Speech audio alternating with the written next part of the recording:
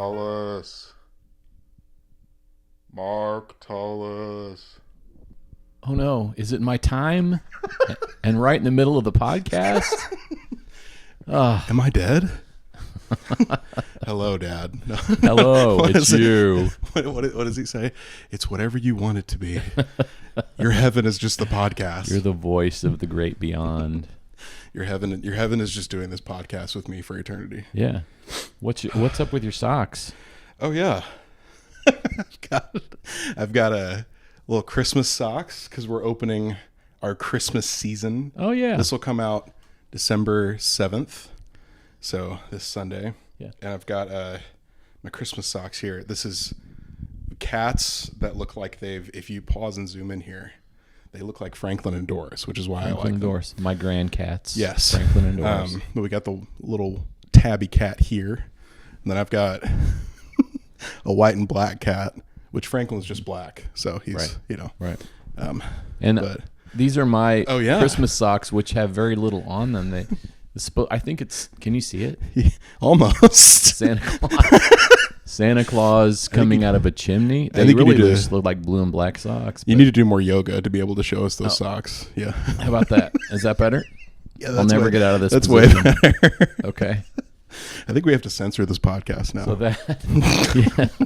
that is our attempt at bringing a little Christmas cheer as we open our holiday season. Merry Christmas. Movie Nights with Dad. Merry Christmas. Yeah. I hope everybody had a good Thanksgiving with their family and enjoyed watching silent films with us. That's why I can't get my leg up because of Thanksgiving. Yeah. We're too tired.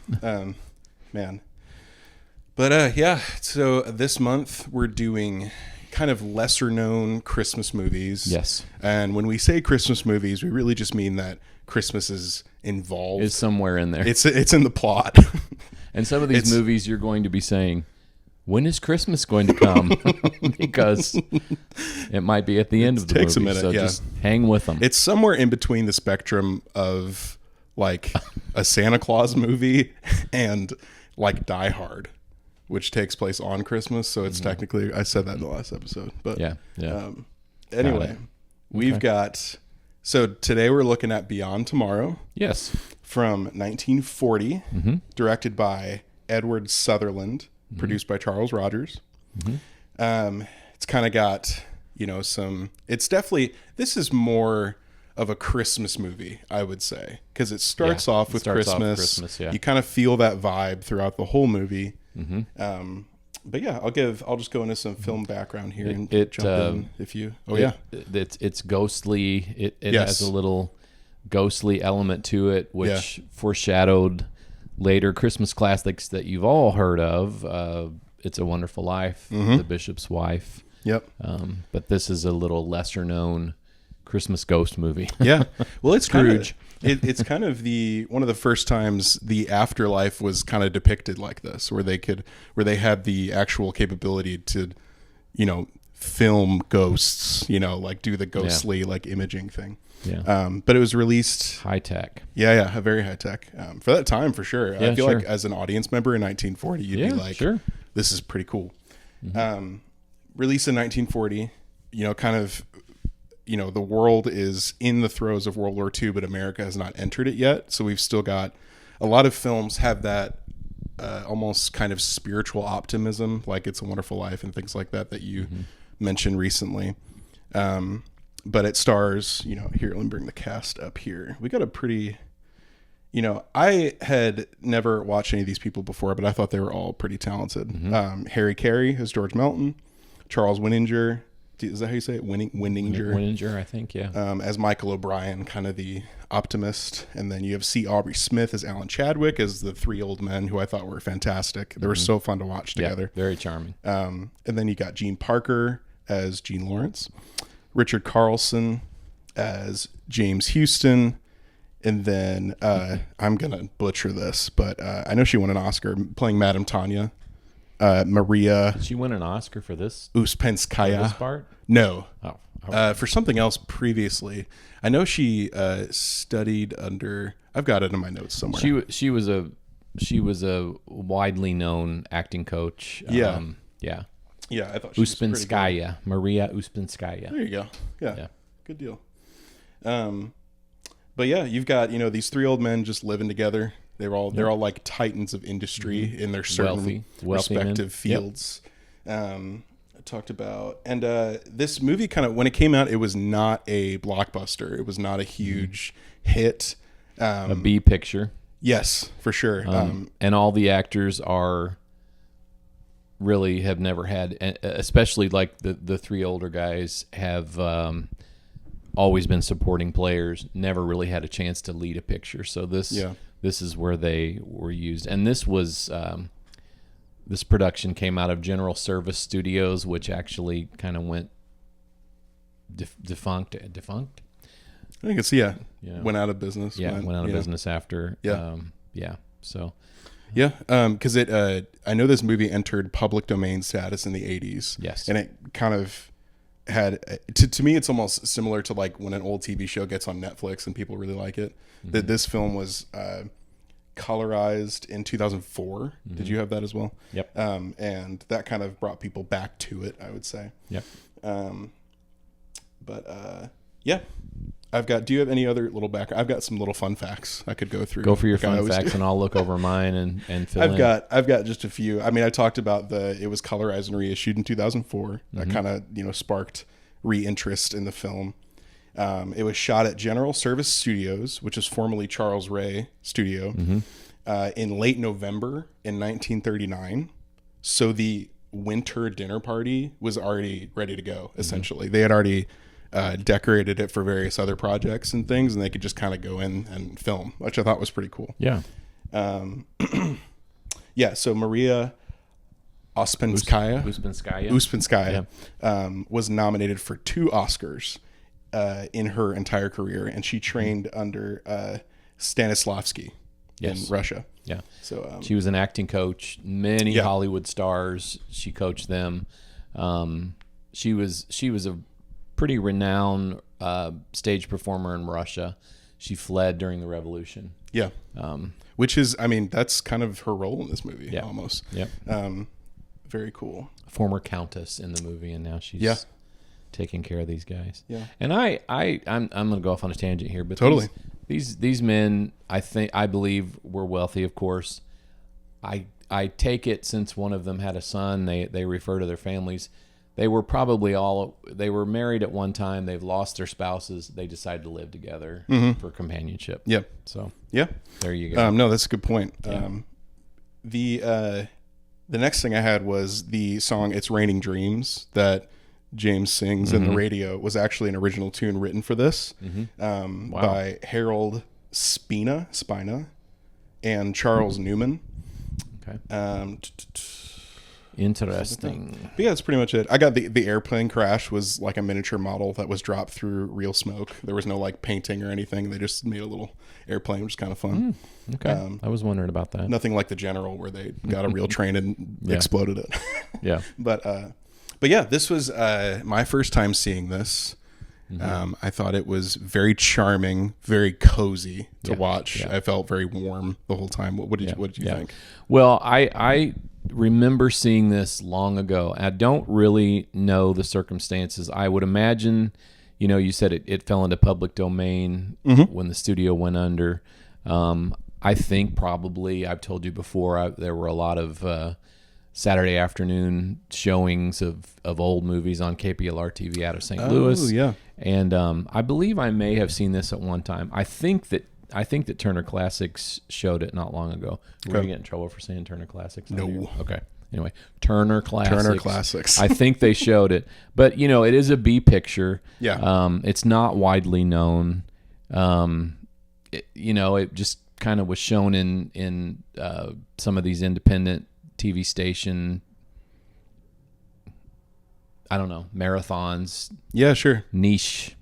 I don't know. Can I use the word niche? I'm trying to sound all hip. Niche. No, that is very hip. Very cool.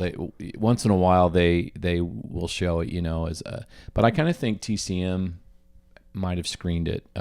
Okay. They try to lump all the Christmas movies in as much as possible during the holiday season. So sure. After you watch Movie Nights with Dad, tune to TCM in December. So, there you go. Yeah.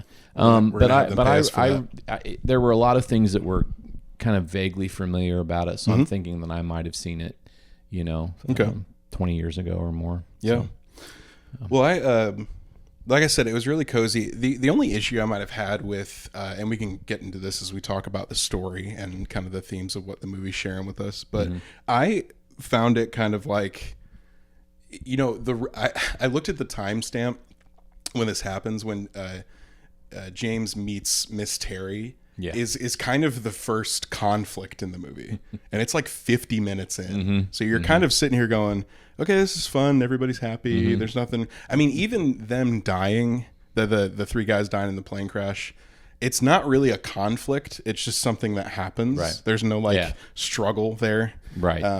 So that part, you kind of, but at the same time, the first 50 minutes didn't feel boring. They felt very fun to watch because you got the banter between the three guys and everything, and a lot of good things are happening. Of course, the calendar pages are turning, and the young couple's going ice skating, and they're going to the theater with the old guys, and they're befriending them. And I shouldn't say elderly gentlemen, not old guys. Yeah. And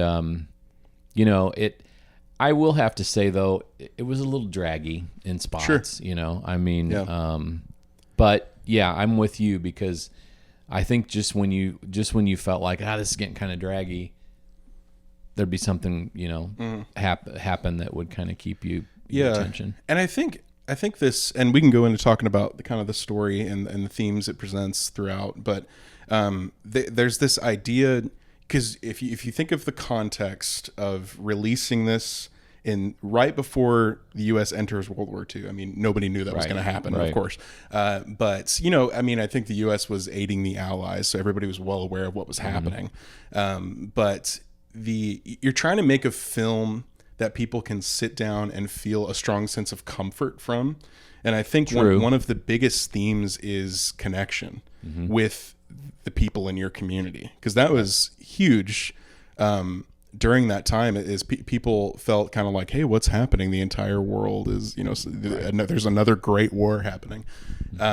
But, you've got these three old men. I loved the scene when they're like bickering about some kind of philosophy of like Great Britain, like something like expanding or something like that. And I'm just thinking they're these very like smart, realized individuals, well read, and they're just talking to each other. Like no one's benefiting from this because they haven't spent the time to actually connect with the people in their community. Right. And so, maybe they had as younger gentlemen, but at this point, they've lived together. They have their servants,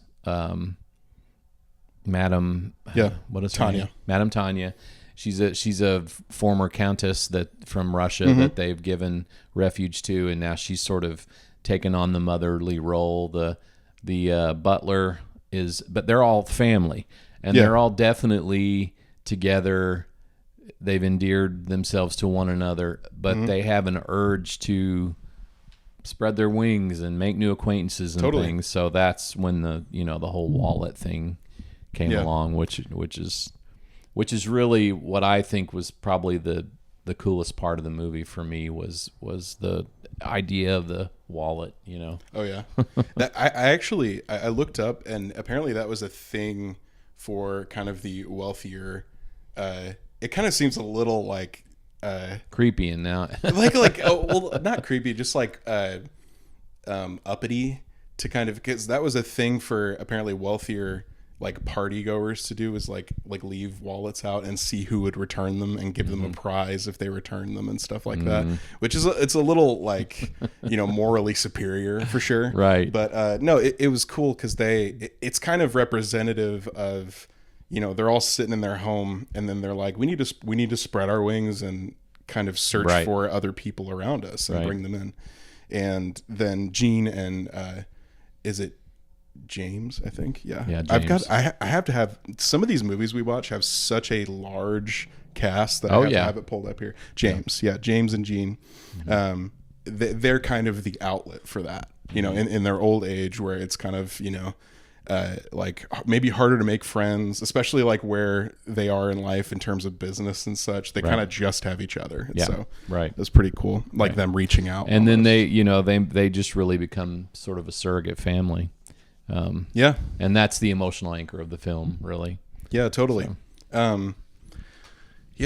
I've got some questions I want us to like think through about, the story. 'Cause you've got themes, you've got a strong theme of some kind of spirituality or theology or something. Yeah. And it is kind of representative of almost like 1940s, like Hollywood morality almost, where it's like, hey, just do what you can, kind of stuff. Right. But, here's my opinion on the storyline with the ghosts and the romance, and I want to see what you thought of it. I couldn't decide if it distracted from or added to the romance plot, because it almost seems like at that point there's two different movies happening.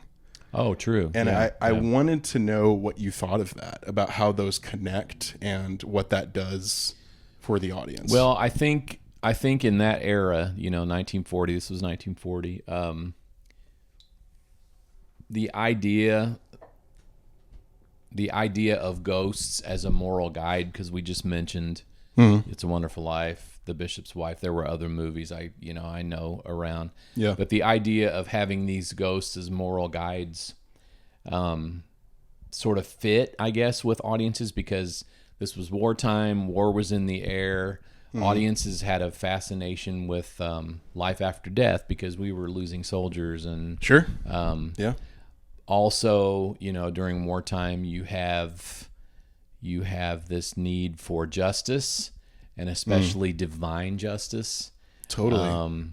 So this theme with these ghosts running around movies, guiding people along on Earth, was sort of a popular theme, and it had resonance, especially during World War II.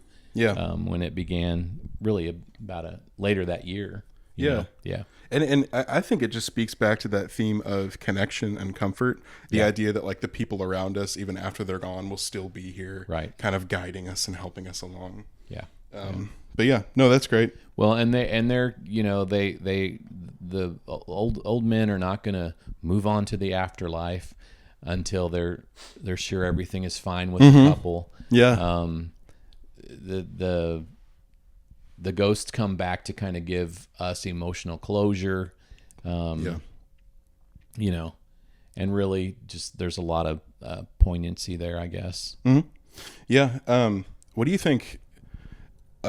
So we did a joke at the beginning of this podcast where I was like Melton, George, but I thought that was really funny because you're sitting there going like, is he going to hell? Like, what's happening? What's happening in this podcast? Say that word, Riley. I'm sorry. Bad word. But like, well, he says, because there's like these lightning strikes and it's like time for your judgment. And it's really fun. It's kind of campy and funny by today's standards. Right. And then he just walks off and he gets smaller and disappears. And but isn't it funny how there's all that camp, and it's a B picture. Yeah. There's all that camp, but then you have George's reunion with his deceased son, who's obviously died. Chadwick. That was Chadwick. Oh, I got the wrong. No, you're good. There's like a million characters. Yeah, in this George movie. and Chadwick and all the. Yeah. But when his son comes back, obviously his son must have died in World War I. I would say, that was probably the most tender scene in the whole movie. Yeah. And heavily dramatic. Totally. And yet, you have all this other stuff that probably didn't feel or didn't appear campy to the audiences back then, but it does to us now, So again, you have to look at it from the eyes of the audience in 1940.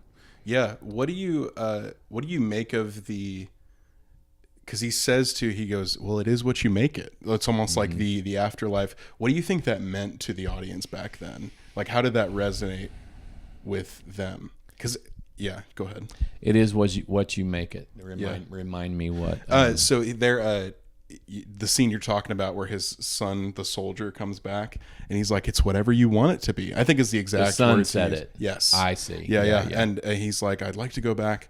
And I was thinking to myself, it is what I want it to be. And then you almost think that, okay, George Melton, the guy who walks away into the shadows and the lightning, that's kind of what he wants it to be too, because he refuses to, I guess, say he's sorry or like repent for his like unkindness in a way. Okay. And so he's like, no, I deserve this. I'm holding on to. And so what do you think?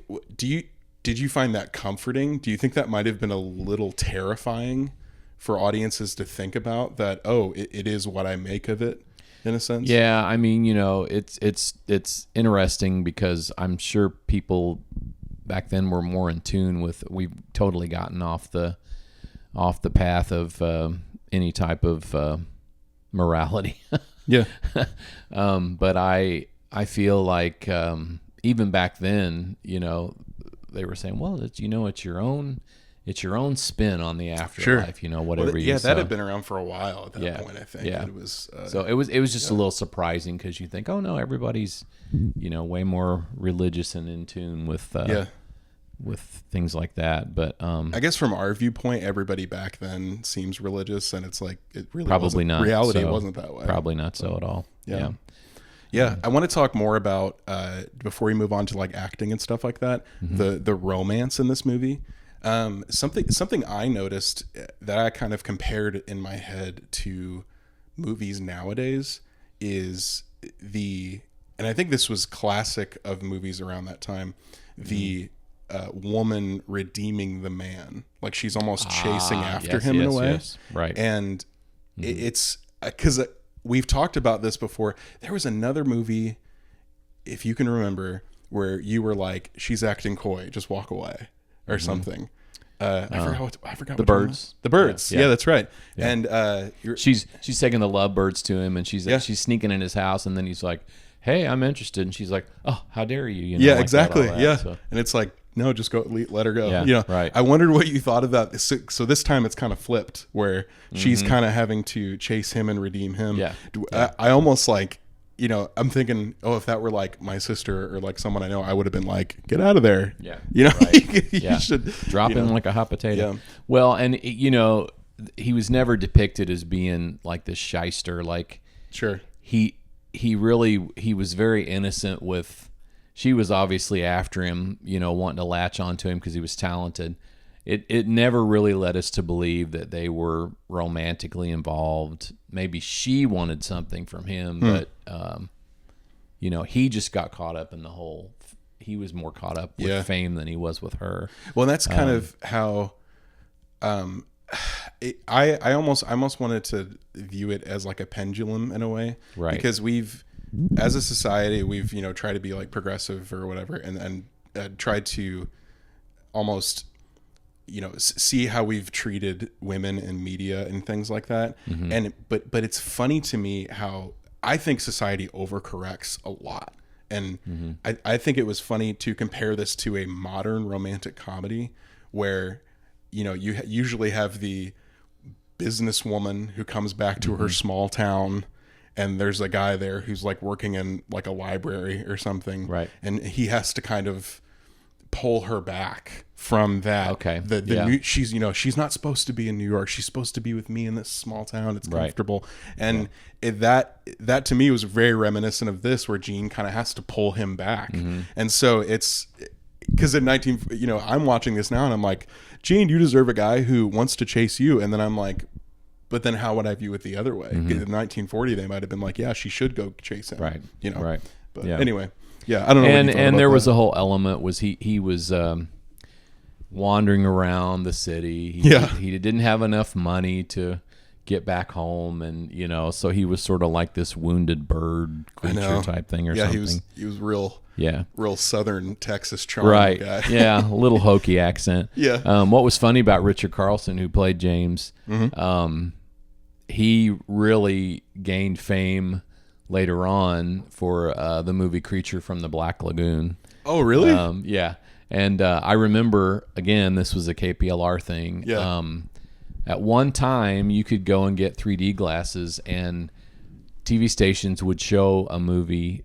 They just experimented with this where you could adjust something on your set and you could actually see a 3D with these. I didn't know that. And Creature from the Black Lagoon was the one that you could do that with. But yeah, he was he the creature? No, he was one of the. Yeah, I've never seen it. Yeah. So he was one of the. It'd be funny if he rose to fame and he was just like, oh, because I know the picture of it going like. Ooh, no, I think he was one of the scuba diver guys or whatever. Cool. Yeah. And then I was going to mention too. This is total tangent. I'm getting off of our script here. Tangents are welcome here. C. Aubrey Smith, the British George, I believe. Yes. No. Why am I getting their names mixed up? I did the entire time. Go back to your. Let's go back here. C. Aubrey Smith is Alan Chadwick. Yep. I got the two of them mixed up. Mm-hmm. Anyway, C. Aubrey Smith, this really strong British, had the British accent and British wit, and he was a former cricket champion that became an actor. Oh, I didn't know that. Yeah, but I don't know how many of you have seen. You probably have not, but the old Bullwinkle cartoons. I think like 20 minutes collectively. They would have little, like the Bullwinkle and Rocky show was like a show, and they'd have little segments. There was like the one called Professor McBraggart, I believe. Okay. And he was always bragging about his world travels, and you have to look it up. But Professor McBraggart had the big bushy mustache, and he was very British and and all that.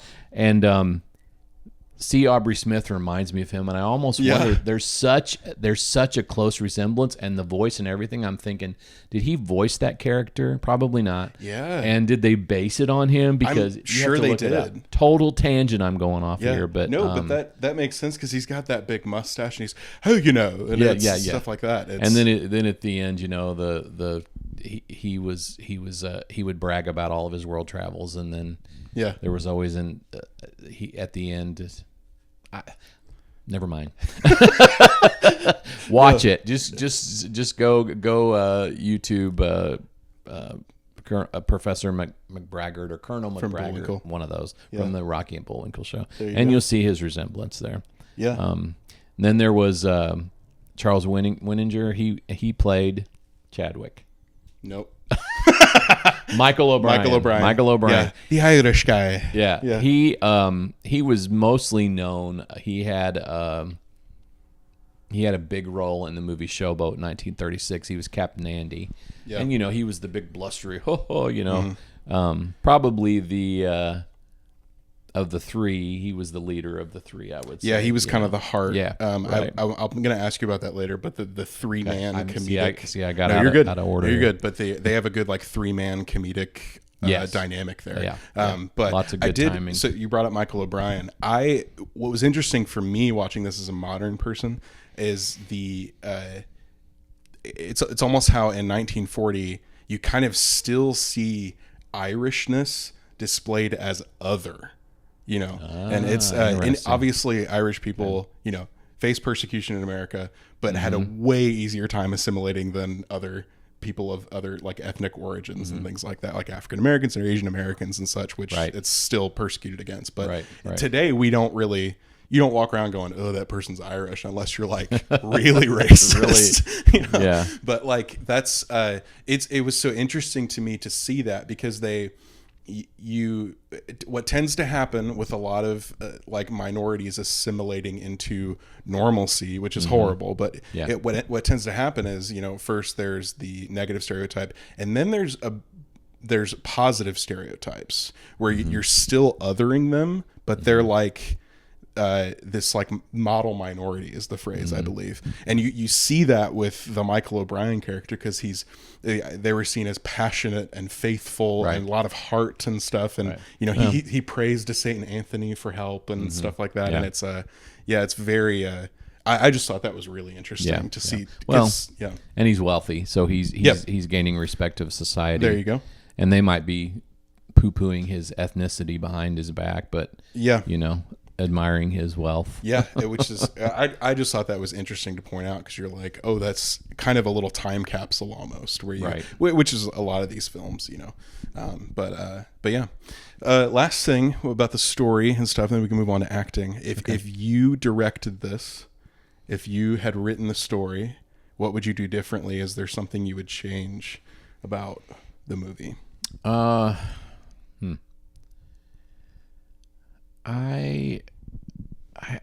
was trying to think about how I would diminish the camp a little bit. I don't know. I might have spent a little more time on relationships in the film. Oh yeah, that's good. I always think, especially nowadays, relationships go pretty fast, but we felt that way with the Birds too. Totally. Rod Taylor and Tippi Hedren, they fell in love, overnight. Well, this movie is very similar to the Birds, actually, where you kind of have this thing happen that derails the whole movie almost. Yeah. But yeah, continue. Right. But I think maybe just a little more time. I mean, the movie was 84 minutes long. You probably could have spent a little more time on the relationships. I would like to have seen. I would like to have seen the Madame Tanya a little bit more.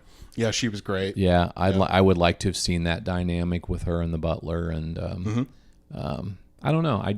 I guess we didn't have enough time to fully invest in these characters, so maybe I would have done something. I would have done something there.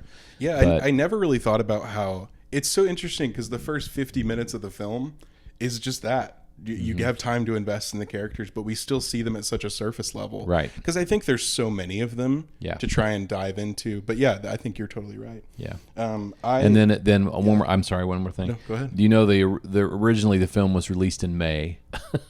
Oh, really? I didn't know that. That's so funny. And I think that I probably would have, released it in December or that would at least made more sense. Around that time. That's funny. They were kicking off the shopping season. So if I wanted to get all up in the commercialization of Christmas, I would have released it in November. I wonder if that was a studio thing, or if they. That's it was a B picture. I mean, it was just that they were going to show it. It was going to be a feature on a Saturday or a weekend movie or something. So who knows? That's interesting. But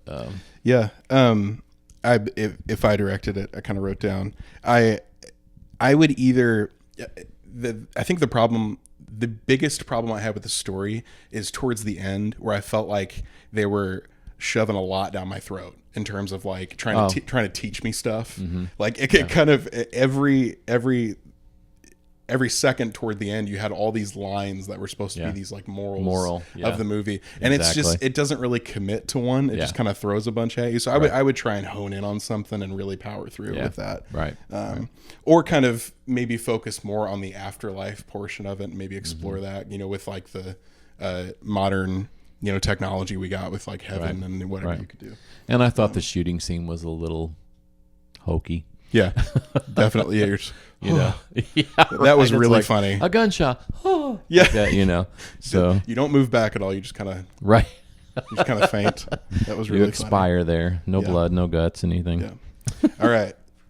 Let's get into the acting and the performances. Okay. I'll let you take over, and So are you going to start with the scene stealer? Who was your scene stealer? No. I'm going to do that at the end. Oh, you're going to do that? Yes. Okay. I guess, well, you know what? Let's start with that. That's actually a good idea. Let's do that. Okay.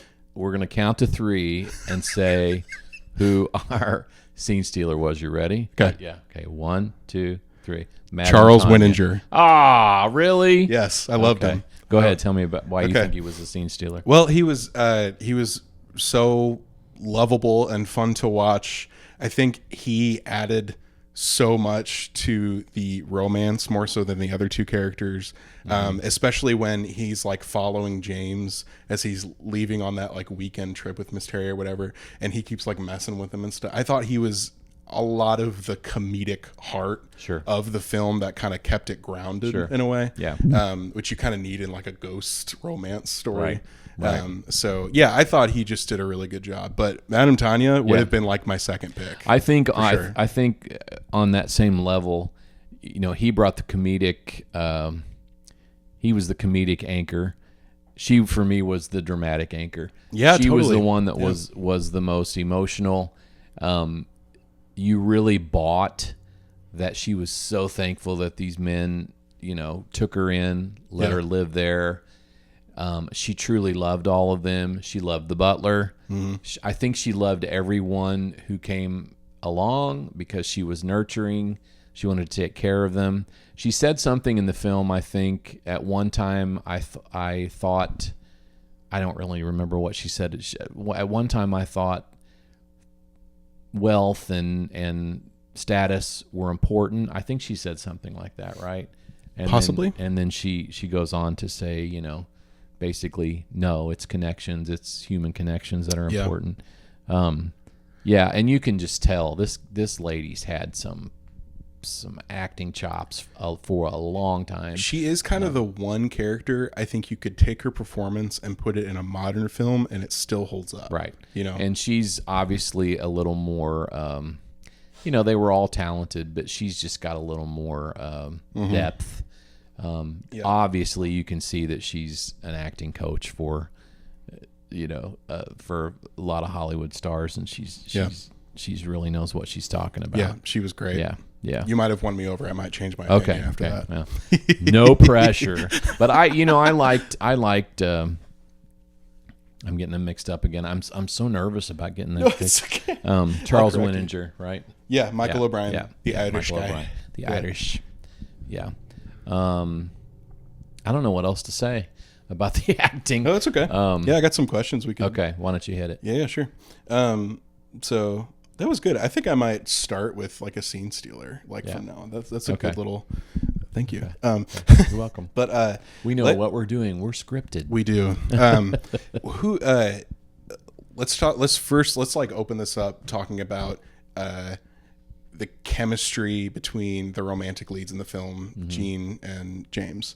How did you see them? Were they believable? Who kind of won you over out of the two? How did they work together? What do you think? What's your analysis? I think James Houston, Richard Carlson. Yeah. A little bit hokey with his accent. Sure. But still charming. Yeah. Still believable enough. To me, Gene Parker's the one who anchored that relationship. But when they first see each other, love at first sight, you can clearly see it. Yeah. I believed that they cared about one another. Me too. Yeah. I think that they were they had a lot in common. I can't stay for dinner. No, I wouldn't want to. They were both very normal, ordinary people. I did believe the relationship. Yes. Cool. Yeah. So, and then chemistry-wise, you kind of the two big chemistry things happening in this movie is the romance that we just talked about, and then you have the three-man dynamic between the three old men. Yeah. Which dynamic anchors the film for you? Which do you think? I guess in my head, I'm like, which one do you think could stand alone and more? It keeps you watching. I would say what chemistry? I don't know, because you said earlier that there were two things going on. There's the love story, and there's the relationship with the three older men. Yes. It's almost two different stories. If I had to pick which group had the better chemistry, I would say the older men, because they obviously are seasoned actors. They've been around. Yeah. Not that Gene Parker and Richard Carlson didn't do a good job, but the three older men are very used to timing. You don't see it in a lot of movies anymore, and those guys, could pull it off. It was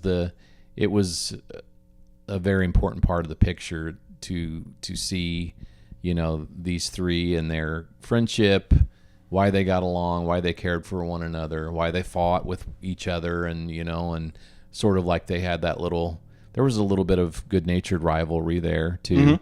So I would have to pick them as having the best chemistry, the three older guys. Yeah. Yeah. Cool. So going into their relationship, I'm looking for it here because there's like specific words for that 3-man dynamic that you have. Because I likened it to the classic 2-man dynamic of like the straight man and the comedic man. Mm-hmm. And the 3-man dynamic is so interesting to me because you have to play a lot of different sides of it, because you've got the straight man, but then you almost split up the comedic man into kind of the heart, and then the like mind or the idealist, and which, the curmudgeon. Yeah, exactly. Yeah. So, but which is the straight man, and it's I wanted to know if you were ever in a play or a production where maybe not a 3-man dynamic, but a 2-man dynamic, or anything like that. Mm-hmm. And how do you prepare yourself for that kind of role? How do you work with the other person as far as give and take? If you have ever been in a role like that, if you can remember. Well, I mean, a lot of roles, you at least have portions of a play where you have to be in tune with one person. You know, I have been in plays where I sort of had a sidekick, or I was the sidekick. Sure. And really, it's very simple. When you are working with someone like that, and you have to work on a 2-man or even 3-man dynamic with a character, another actor, you have to practice. You have to know your lines. Yeah. You have to work on your scenes and your timing, and you have to have a good director. Yeah. So what is it? What is it like when your performance, because I feel like in that situation is better than the other actor? Well, kind of. So not only that, but because your performance almost depends on the other person. Yeah. And how does that feel, or what do you do when you kind of feel like they're lacking in a way, when they're not prepared like you are, or something like that? Or I guess, have you ever felt like you were the person who was lacking? Oh yeah. Oh, are you kidding? Yeah. I'm racked with low self-esteem when it comes to acting. Okay, well, envelops me. No, you know, you just have to keep working on it, and then you kind of know, like, I have been in positions where I clearly saw, you know, a person I was working with knows their stuff, and I'm just real humble about it and say, hey, do you have any pointers? And then, you know, if I feel like I can do that with another actor, you know, hey, I had an idea. I'm totally not telling you, and I'm not trying to be a big shot here, but you know, what if we said it this way, or I don't know. Yeah. You just have to just be aware of each other. You never want to put anybody off, and you know, it's hard enough to put yourself out there and be on stage in front of everybody, and but you know, I mean, I've said before, I think our pacing's off. I think this is not a crisp enough scene or something. Sure. And I'm sure, you know, I've been told that too. But again, it's really the director's job to do it for you. That's director, true. If the director is good, the director will see, you know, run a scene enough that they will be aware of the timing, the dynamic, and they need to be able to tell you, you know, if it's good or not. So I blame the director if it's bad. Yeah. Which out of in the 3-man dynamic, which one do you think is the easiest to play, or the most fun? I guess those are two different questions. Well, I would love to play the curmudgeon. Yeah, just kind of yell at everybody. Yeah, he was fun. Yeah. You know, it's always fun to play the jovial cheerleader of the group, I guess I would call him. Yeah. I think all three of them would be fun. Just take a stab, move around, swap yourself out. I'd love to play the very proper, witty British man, you know, like that, with his big bushy mustache, and you know, just sort of standing there, and then all of a sudden he comes across with his dry wit and tells everybody off, or makes them look like fools, or whatever. Yeah, that's fun. So, no, that's great. This is a question I haven't asked before in episodes, and I'm always trying to get better. But this is a good one. I think I might keep and continue to ask you. Okay. And now I'm kind of putting you on the spot for this. Take my glasses but off you got to get ready. If you could play a role in this movie, where do you think? Where would you want to be? Where do you think you would be utilized best? I guess for your experience and things like that. Where would you put yourself in this movie as an actor? I would have to say, see Aubrey Smith's. I mean, that's what comes to mind. Okay, that would be fun. I like doing accents. I mean, I can't do very many accents very well, but okay. I think I can do British. Yeah. You know, that it's fun just to be able to crack off your little quick wit type stuff. Totally. But any of them would be fun. Even the butler. I don't even remember what his name was. Joseph. Yeah. Even the butler would be fun to play. Mm-hmm. I would not. I'm a little past my expiration date to play the romantic lead. I only got to play romantic leads for about half a year maybe. That's more true. Of a character. That's not true. More of a half a year. More of a character actor. No. Nah, I just don't do well with romantic leads. I'm Sure. not dashing enough. But anyway, no, just any of the out there characters, over the top characters. I enjoy playing those. It's gotta be fun. Yeah. Cool.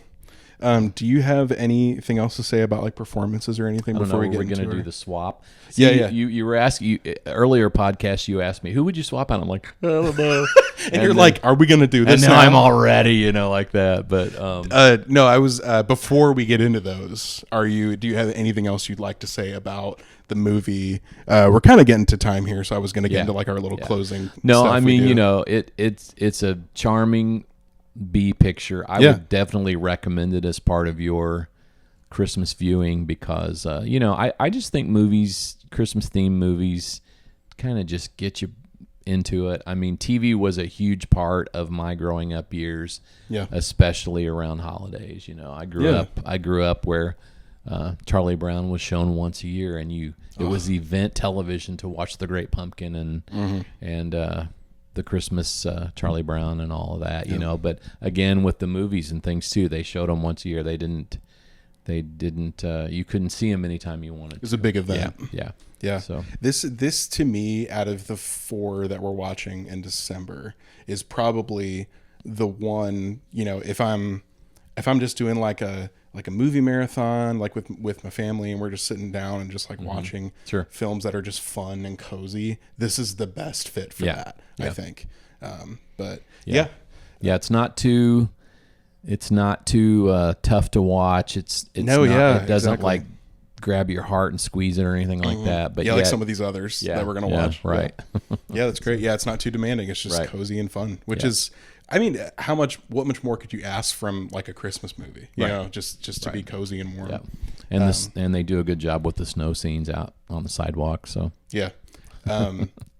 So casting swap because you're so eager. Well, who would you?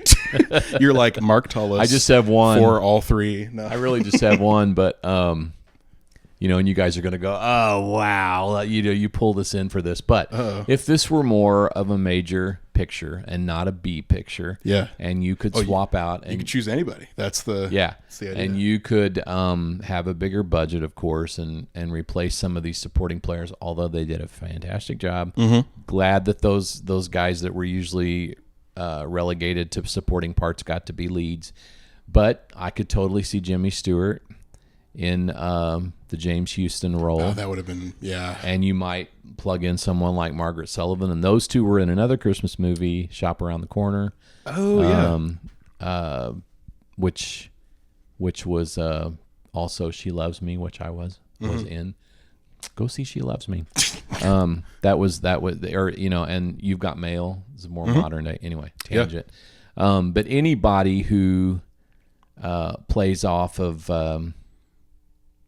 Jimmy Stewart well. I think I could have seen Doris Day playing the Jean's part. Oh, yeah. I have to admit, I haven't seen many Doris Day films. Yeah, which is something we need to explore with this podcast. We need to just explore.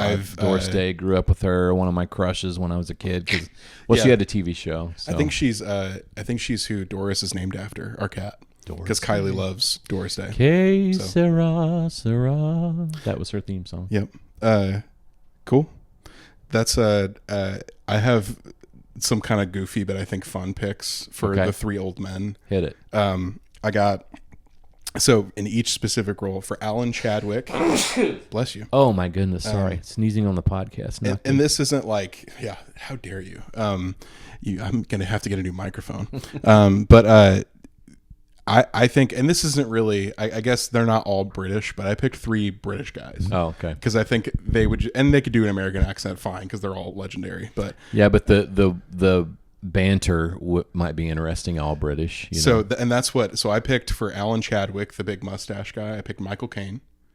I thought he'd be funny. Yeah. And then as the straight man, the curmudgeon, I picked Patrick Stewart. And then for Michael O'Brien, the kind of idealist, the heart, I picked Ian McKellen. Because I love Ian McKellen and Patrick Stewart. I saw them in Hamlet together. And I like those. Their chemistry is amazing. And I just thought Michael Caine is just another, I think he would fit really well in that role. I don't know why. But they would be real fun to watch. Like those three. If you had $1 billion to spend on this movie and but a couple billion. Yeah, exactly. We did Scene Stealer. I couldn't find, if we're thinking of our on stage, on screen, which I nixed for our silent film movies in November, because it's kind of, they're all kind of theater performances. I couldn't find any live theatrical performance of this play. No, I don't think so. But now I think that it was small scale enough; it could work just fine to stage. Yeah.